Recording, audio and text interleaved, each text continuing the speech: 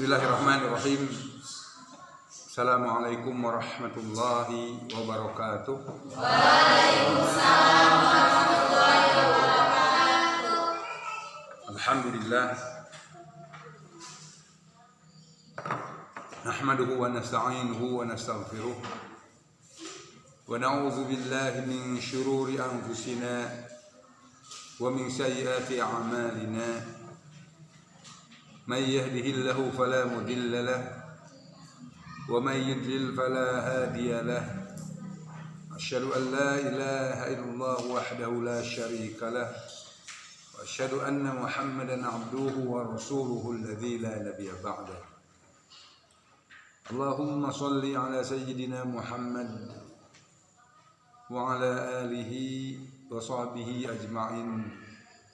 قال الله تعالى في القرآن الكريم أعوذ بالله من الشيطان الرجيم وننزل من القرآن ما هو الشفاء ورحمة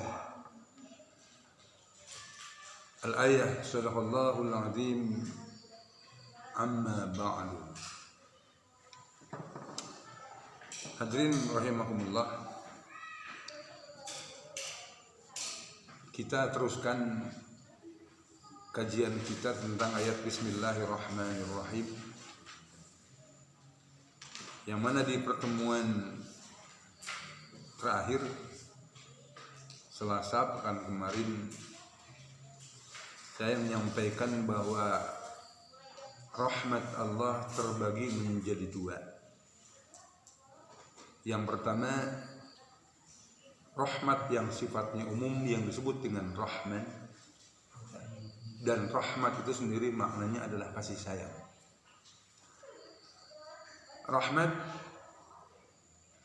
yang pertama yaitu Rahman, yang sifatnya umum, disebut dengan sifatnya umum. Rahmat Allah dalam bentuk Rahmannya ini adalah rahmat Allah atau kasih sayang Allah yang Allah subhanahu wa ta'ala berikan kepada setiap makhluknya, kepada semua makhluknya.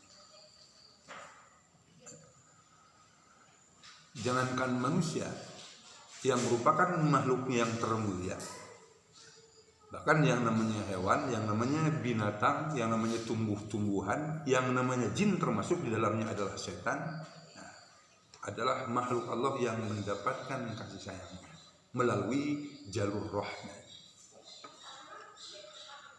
Rahmat Allah yang kedua yaitu yang disebut dengan Rahim di dalam ayat Bismillahirrahmanirrahim, adalah rahmat Allah, kasih sayang Allah yang khusus yang Allah subhanahu wa ta'ala hanya berikan kepada mereka yang mensyukuri rahmat Allah dalam bentuk Rahman-Nya. Adapun perkara yang kemudian secara tekstual oleh Allah subhanahu wa ta'ala disebutkan tentang rahmat Allah dalam bentuk Rahim-Nya itu saya sampaikan kemarin. Wujud syukurannya kita kepada Allah pertama dengan membaca Al-Quran, yang Allah subhanahu wa ta'ala berfirman dalam surah 7 ayat 204, wa idza quriya al-Qur'anu fastami'u lahu wa ansitu la'allakum turhamun. Apabila dibacakan Al-Quran maka dengarkan dan perhatikan, la'allakum turhamun, agar kalian mendapat rahmat. Rahmatnya itu adalah rahim. Jadi menurut ayat itu rahimnya Allah, kasih sayang Allah dalam bentuk rahimnya itu akan Allah subhanahu wa ta'ala berikan kepada kita ketika ada orang yang membaca Al-Quran, kita dengarkan dan kita perhatikan logikanya. Jika mendengarkan dan memperhatikan, maka itu akan menjadi turunnya rahmat Allah kepada kita, apalagi jika kita membacanya. Makanya hadirin rahimakumullah, jangan sampai satu hari pun terlewat tanpa membaca Quran. Udais bilaut Quran. Bukan masalah. Allah berkuat bahwasanya Al-Quran itu merupakan rahmatnya. Di antaranya dalilnya selain daripada surah 7 ayat 204, Allah dalam surah 55, surah Ar-Rahman. Ya.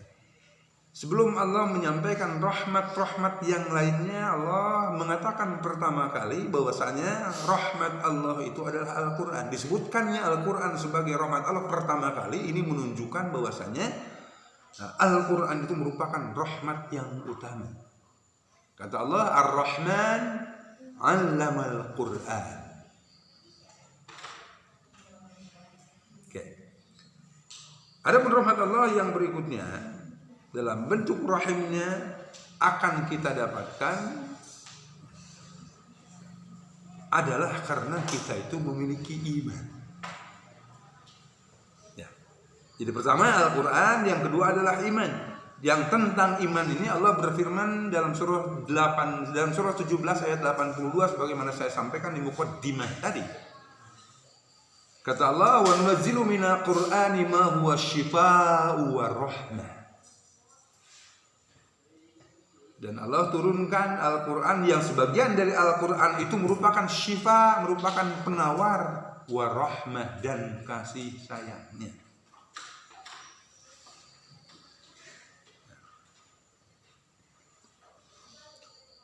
Nanti nahmakumullah, insyaallah kita ada dalam satu kesepakatan, dalam satu pemahaman yang sama, bahwasanya yang namanya iman itu memiliki 3 cakupan. Ya.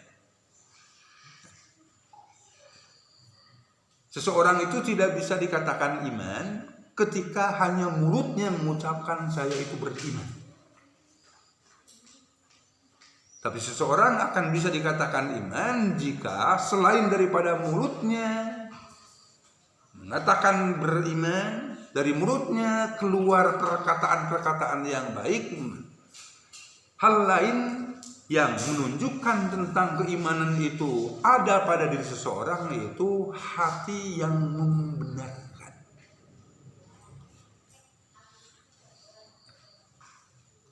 Tapi itu juga tidak cukup. Ketika seseorang hanya memiliki hati yang membenarkan tentang keberadaan Allah, hati yang membenarkan tentang yaumul akhir, dan lisannya pun mengucapkan perkataan yang sama sesuai dengan hatinya, hal tersebut itu tadi, yaitu 2 perkara itu tidak cukup bagi seseorang itu untuk dikatakan mukmin dalam versi Allah. Karena jika hati yang membenarkan tasdiq bil qalbi dan lisan yang mengucapkan al-iqraru bil lisan cukup untuk menjadikan seseorang dikatakan sebagai mukmin oleh Allah, maka iblis pun mukmin. Padahal Allah Subhanahu wa taala dengan nyata mengatakan wa kana minal kafirin. Iblis itu bukan mukmin, tapi iblis itu kafir. Padahal iblis itu hatinya meyakini ya tentang adanya Allah. Bagaimana tidak meyakini komunikasi langsung dengan Allah? Hatinya pun meyakini tentang adanya hari akhirat, sampai iblis itu meminta tempo, meminta waktu kepada Allah. Qala rabbi fa'anzirni ila yaumi yub'atsun. Ya Allah, berikanlah aku tempo hingga hari kebangkitan. Artinya iblis itu percaya. Iblis itu mengimani adanya hari akhir. Lisannya pun tadi mengatakan Rabbi fa'anzirni, itu ungkapan lisannya. Ya Allah, berikan aku tempo, itu ungkapan lisannya. Artinya lisannya mengatakan tentang keimanannya, hatinya juga membenarkan tentang apa yang diucapkan oleh lisannya. Tapi kenapa kemudian iblis itu oleh Allah Subhanahu wa taala dikatakan wa kana minal kafirin? Karena amal perbuatannya ya tidak sama dengan hati dan lisannya.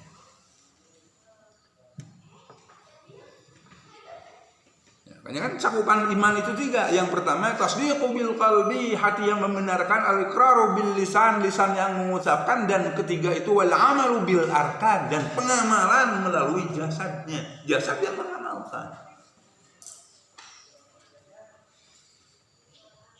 Jika hanya ada hati yang membenarkan, lisan yang mengucapkan, tidak diikuti oleh jasad yang mengamalkan, disebut kafir. Kafirnya kafir amali. Kalau istilah untuk ini yaitu fasik. Ya, fasik.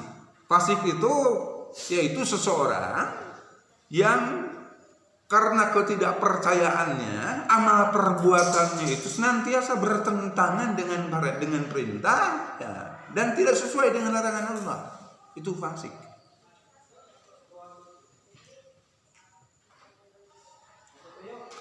Jika ya, lisannya mengucapkan, badannya, jasadnya mengamalkan, tapi hatinya itu tidak membenarkan, maka orang ini dalam istilah Al-Quran disebut dengan istilah munafik, kafir, nifaq.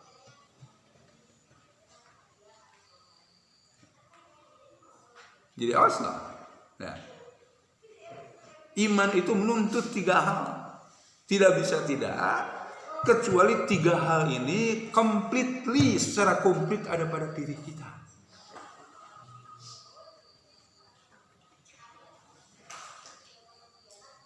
Nah, hadirin rahimakumullah, iman yang menuntut adanya 3 perkara tersebut itu tadi adalah iman yang kata Rasulullah Shallallahu Alaihi Wasallam yazidu wa yanqus, fluktuatif. Yazid terkadang naik, terkadang bertambah, wa yanqus terkadang turun, terkadang berkurang keimanan kita itu. Pernah nggak kalian merasakan pagi-pagi, wah inginnya sholat subuh aja inginnya 7 rakaat karena sedang naik iman itu. Tapi nggak tahu karena sedang naik iman atau nggak tahu karena habis minum jamu nafsu sholat. Bawaannya sholat itu ingin banyak banget rakaatnya itu. Nah, tapi agak siangan dikit atau sorenya atau malamnya ada malas dari kita itu untuk melakukan kebaikan. Nah, hal itu menunjukkan tentang adanya fluktuasi iman. Yang kata Rasulullah tadi yazidu wa yanqus. Dalam keterangan lain Rasulullah SAW menganalogikan tentang keimanan yang terkadang ada di atas, terkadang ada di bawah itu seperti air yang mendidih. Butiran-butiran air ketika kita memasak air itu kan ya. Nah, butiran-butiran itu terkadang ada di atas, terkadang ada di bawah, terus berputar seperti itu. Kan ya, masyaallah. Hadirin rahimakumullah, yang harus kita khawatirkan ya, kita mati yang tidak akan pernah tahu apa besok apa lusa, dan kemudian kita mati ada dalam keadaan kondisi iman yang di bawah.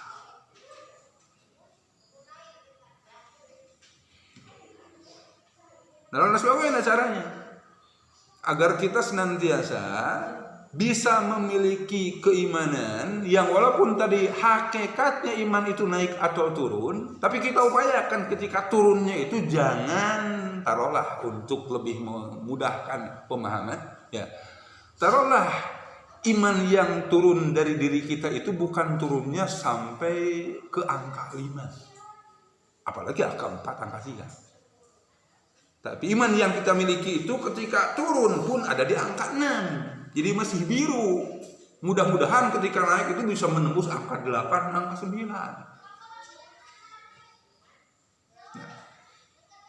Nah, itu ada beberapa hal yang insya Allah ini menurut pandangan banyak ulama, ada beberapa hal yang insya Allah akan bisa menyebabkan keimanan kita itu naik.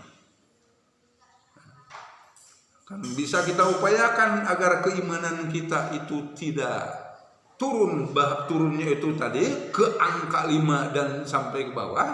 Beberapa faktor itu yaitu 3 faktor. Yang pertama ya, yang namanya naik dan turunnya iman itu disebabkan oleh ilmu ya, oleh pengetahuan.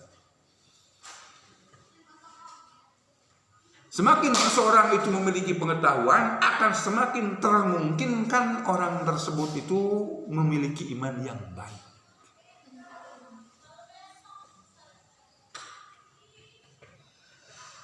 Lihat di dalam surah Al-Mulk. Surah Mulk itu surah apa nama lainnya? Surah Tabarak. Kenapa disebut dengan surah Tabarak? Karena ayat pertama yang ada pada surat itu, kata pertama adalah Tabarak. Bahkan ya, ini ada di juz ke-29 disebut juz Tabarak. Kenapa? Karena kata Tabarak itu. Kalau juz 30 kenapa disebut dengan juz amma? Karena dimulai dengan amma yatasaalu. Dalam surah Al-Mulk, Allah Subhanahu wa taala mengangkat tentang apa yang menjadi keluhan ahli neraka. Ahli neraka itu seseorang yang pasti diantaranya tidak memiliki pengetahuan, tidak memiliki ilmu. Kenapa saya katakan seperti itu? Karena Allah Subhanahu wa taala berfirman yang disampaikan oleh Rasulullah bahwasanya ketika Allah menghendaki seseorang itu menjadi ahli surganya, Allah itu akan memberikan dua hal kepada orang tersebut. Yang pertama, Allah akan memahamkan dia terhadap agama ini. Nah, kewajiban di dalam hal ini yaitu kita kalau ingin oleh Allah itu dimasukkan surga, kita itu harus menjadi orang yang memiliki semangat untuk tahu tentang agama ini. Yang kedua, kata Rasulullah, ketika Allah menghendaki seseorang menjadi ahli surga, maka Allah akan memilihkan teman yang baik baginya. Nah, dalam konteks ini, setelah kita memiliki keinginan untuk memiliki pengetahuan yang baik tentang agama ini, yang kedua adalah kita harus memiliki keinginan untuk berteman dengan teman yang baik. Nah, tentang poin yang pertama ini, Allah berfirman dalam surah Al-Mulk, kata Allah, wa qalu law kunna nasma'u aw na'qilu ma kunna fi ashabis sa'ir. Ya. Jadi informasi nih dari Allah Subhanahu wa taala, ini rahmatnya Allah, kasih sayangnya Allah. Allah itu memberitahukan kepada kita bahwa yang menjadi penyebab seseorang jadi ahli neraka itulah qalu law kunna nasma'u, mereka berkata, penduduk neraka berkata, law kunna nasma'u, kalaulah kami waktu hidup di dunia itu nasma'u, mendengarkan, au na'qilu, memikirkan, ma kunna fi ashabis sa'ir, niscaya kami itu sekarang tidak akan ada di neraka.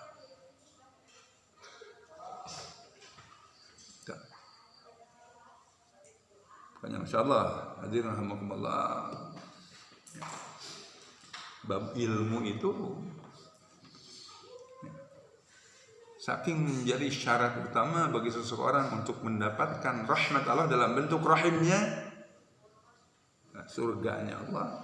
Bab ilmu itu bab yang pertama sekali oleh Allah ya, diwahyukan kepada Rasulullah. Bab mencari ilmu kan? Kata Allah, Iqra bismi rabbikal ladzi khalaq. Tahu nggak kalian apa rahasianya kenapa Allah tidak mengatakan Iqra dan kemudian diikuti oleh maf'ul, diikuti oleh objek. Objek tentang apa yang harus dibaca? Hah? Kan Allah tidak mengatakan objeknya ya? Bacalah dengan nama Tuhanmu yang menciptakan. Membaca apa? Hah? Tidak disebutkan kan? Tidak disebutkannya membaca apanya, tidak disebutkannya objek tentang apa yang harus kita baca, menunjukkan bahwa kita itu harus membaca segala. Walaupun prioritasnya itu membaca Quran. Kenapa? Karena ayat ini berkaitan dengan turunnya Al-Quran. Prioritasnya itu membaca Quran. Selain daripada membaca Quran adalah membaca segala. Karena Allah Subhanahu wa taala tidak mengatakan secara langsung objek tentang apa yang harus dibaca. Beda kan dalam surah Yasin. Kalian tahu? Allah berfirman, Iqra, kita bacalah kitab. Jelaskan objeknya, apa yang harus dibaca, ya kitab. Ya, kalau dalam Al-Alaq itu Iqra bismi rabbikal ladzi khalaq, Allah tidak menyebut objeknya karena hakikatnya yang harus kita baca itu alam ini. Ketika kita membaca alam ini tapi yang menjadi prioritas adalah Al-Quran, maka insya Allah kemungkinan bagi kita untuk makhluk untuk masuk surganya Allah itu besar. Ini.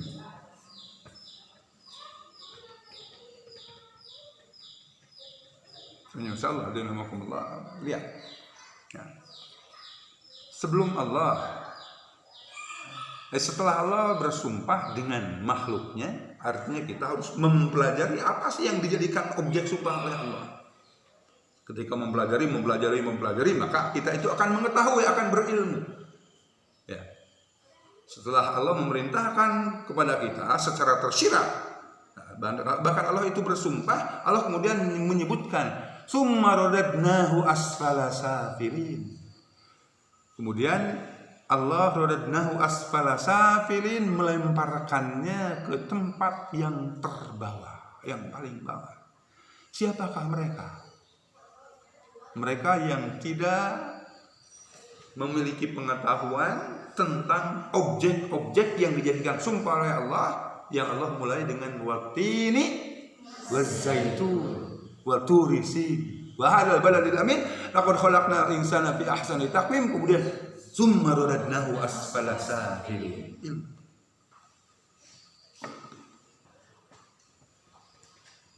Masyaallah hadirin rahimakumullah. Jam berapa?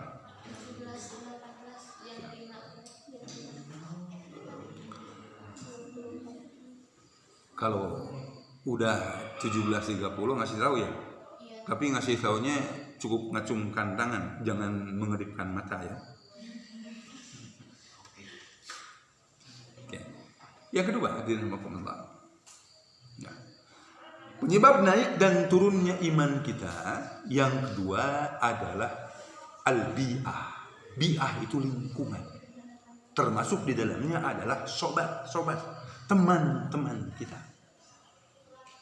Tadi kata Rasulullah, ketika Allah menghendaki seseorang untuk menjadi ahli surganya, maka Allah akan memilihkan buat orang itu teman yang baik. Nah, peran kita di sini, kontribusi kita di sini yaitu kalau kita menginginkan jadi ahli surga, maka carilah teman yang baik.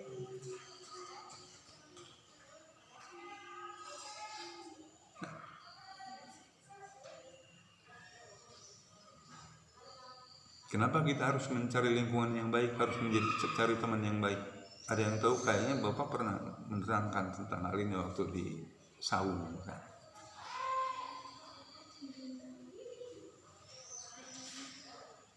Karena manusia itu dalam ilmu psikologi disebut adaptive creature. Makhluk yang memiliki potensi untuk beradaptasi, untuk menyesuaikan diri. Menyesuaikan diri itu dengan lingkungan-lingkungan yang ada, yang hakikatnya di setiap lingkungan itu akan ada standar nilai, standard value. Nah, kita diberi oleh Allah potensi untuk beradaptasi. Makanya ketika kita memiliki teman itu di sini jelek, di sini jelek, tetangga kita jelek, teman di SMP jelek, kita itu akan beradaptasi dengan kejelekan teman kita.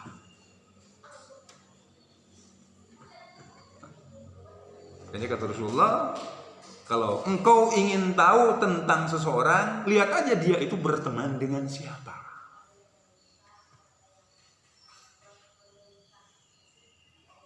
Nabi Adam alaihissalam, jangankan kita, kata Allah, wala taqraba hadhihi syajarah. Nah, janganlah engkau mendekati pohon ini, pohon di sana maknanya lingkungan. Rasulullah dalam salah satu hadis mengatakan bahwasanya yang namanya manusia itu, yang namanya bayi itu lahir dalam keadaan fitrah, lahir dalam keadaan memiliki potensi untuk hanya menghambakan diri kepada Allah. Orang tuanya lah yang menjadikan bayi tersebut menjadi Yahudi, Nasrani atau Majusi, atau orang tuanya pula lah yang akan menyebabkan bayi tersebut tetap dengan fitrahnya. Orang tua di sana maknanya adalah lingkungan.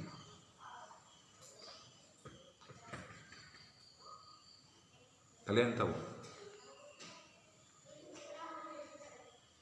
salah satu hal yang menyebabkan seorang anak kecil jadi pemarah,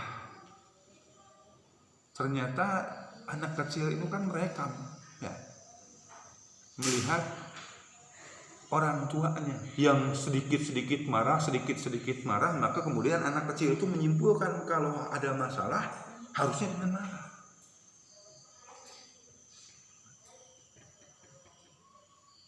Kenapa anak kecil itu gedenya jadi penakut? Karena ketika kecil orang tuanya itu cenderung menakut-takuti dalam mendidik itu. Ya, ada suara kucing, awas loh. Ada suara ini, awas loh. Ya, sehingga menjadi penakut. Ya, jadi dibentuk sama orang tuanya. Atau ada orang yang usia SMK ngomongnya cadel. Cadel itu nggak jelas ngomongin huruf R, ya. Nah, nggak bisa ngomongin huruf R. Tahu nggak kalian kenapa? Nah, setelah diusut ternyata anak cadel itu karena apa? Karena waktu SD gurunya nerangin cara ngucapin huruf R nggak masuk. Sebab itu asup, jadi beta apa cara ngucapin huruf R teh? Jadi beta cadel sini. Buka.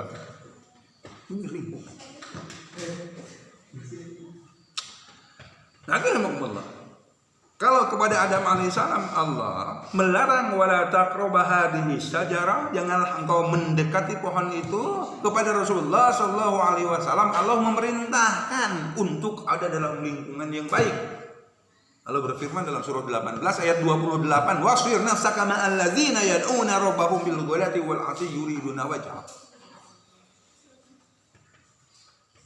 Masyaallah hadirin rahimakumullah, lingkungan pula diantaranya yang menyebabkan seseorang itu memiliki fikrah, memiliki pemahaman yang jelek. Ya, dari teman-teman jadi itu ini segala macam kan, jadi memiliki pemahaman yang jelek. Di antaranya, ya, ketika seorang ulama merespon, ramai ini, ya, merespon seorang perempuan nakal dengan mengatakan lontek, ulama ini dikatakan salah, ini akhlaknya buruk katanya ulama ini. Padahal ulama loh, ya, dia memiliki dasar pengetahuan kenapa mengucapkan lontek. Ya, karena di antaranya tidak setiap kemungkaran yang dilakukan oleh seseorang itu kita sikapi dengan baik. Kontekstual, tergantung konteksnya. Dalam Islam itu ada yang disebut, ya, dalam agama kita itu ada yang disebut perkara yang disebut dengan sabat dan ada mutaghayyirat. Sabat itu tetap dan mutaghayyirat itu berubah-ubah. Berubah-ubah itu tergantung konteksnya. Kalau ada pengecualian akan berubah-ubah. Contoh sholat kita itu kalau kita mukim, ya, kalau kita nggak kemana-mana, senantiasa di tempat ini, ya subuh 2 rakaat, duhur 4 rakaat, asar 4 rakaat. Tapi kalau kita itu sedang safar, sedang menjadi musafir, berubah kan, ya. Duhur menjadi 2, asar menjadi 2, bisa disatuin lagi. Yang jangan itu maghrib menjadi 1 rakaat setengah. Ya. Jadi berubah-ubah yang namanya hukum itu sama. Sikap kita terhadap seseorang yang berbuat mungkar itu juga berubah-ubah, tergantung konteksnya. Tidak selamanya kemungkaran itu harus dibalas dengan kebaikan, tidak selamanya seperti itu. Kalian pernah dengar perang Bani Quraidah? Perang ini perang yang dilakukan oleh Rasulullah kepada Yahudi, yang diantaranya yang menjadi pemicunya adalah adanya seorang muslimah yang jilbabnya itu dipelorotin, dipasang, dipelorotin. Kemudian Rasulullah memerintahkan kepada para sahabatnya itu untuk memerangi Bani Quraisy ini.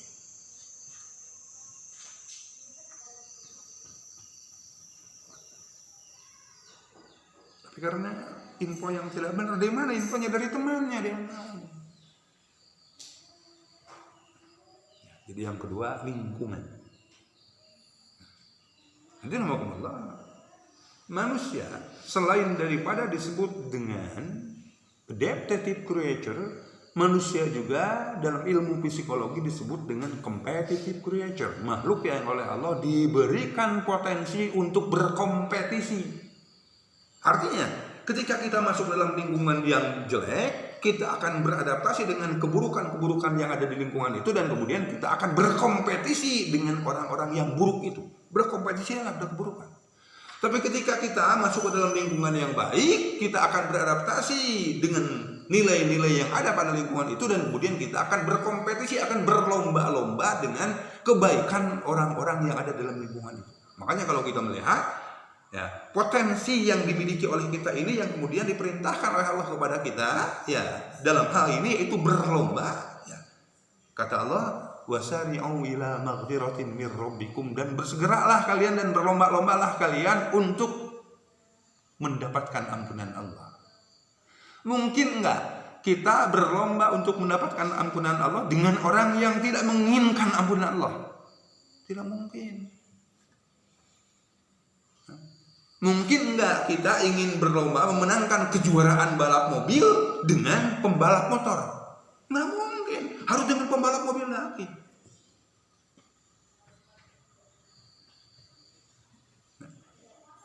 Makanya kan, ya, seorang alim, ahli ibadah yang baik, suatu ketika dia itu karena berbarengan, ya, sama tukang ngibul yang tukang mancing, akhirnya terpengaruh kan. Kata tukang mancing yang tukang ngibul itu, saya itu kalau mancing baru aja dimasukin si kail itu ke kolam, langsung ikan itu. Nggak nyampe detik-detikan, masuk langsung. Gitu nih kata tukang mancing yang tukang bohong ini. Nah, dua orang soleh yang tidak pernah membohong ketika bareng sama orang itu, kata orang soleh itu, apalagi saya. Saya itu ketika ada di Galengan, ya, di Pematang, ya, baru aja saya itu mau mancing, saya ada di Pematang kolam, di Galengan kolam, ya, betul. Baru aja mau ngambil cacing, ikan itu langsung pada naik. Kenapa orang soleh ini berkata seperti itu? Karena tadi menyesuaikan diri dengan kebiasaan orang tukang mancing dan tukang bohong ini, kemudian berlomba dalam kebohongan. Kata orang soleh yang satu lagi, apalagi saya, katanya, saya itu kalau malamnya bikin umpan, lauk itu, ikan itu pada datang ke rumah nanya, besok Pak, Bapak mau mancing apa enggak?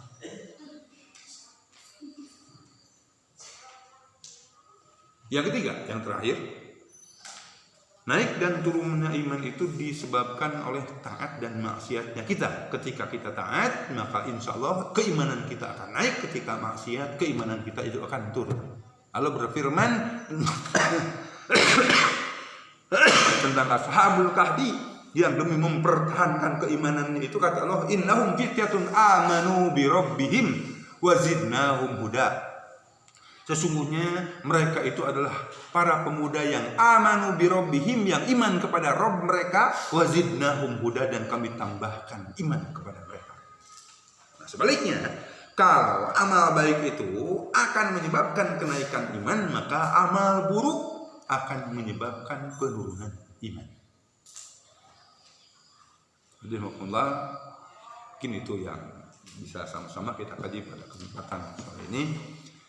Mudah-mudahan apa yang saya sampaikan barusan akan menjadi penyemangat bagi kita semuanya untuk senantiasa mencari pengetahuan apapun itu, walaupun pengetahuan tentang Islam menjadi prioritas.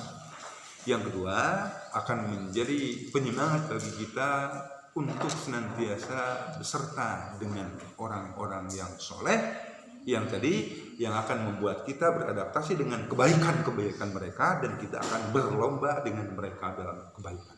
Rabbana atina fid dunya hasanah wa fil akhirati hasanah wa qina adzabannar. Assalamualaikum warahmatullahi wabarakatuh. Waalaikumsalam warahmatullahi wabarakatuh. Subhanakallahumma wa bihamdika asyhadu an la ilaha illa anta astaghfiruka wa atubu ilaik.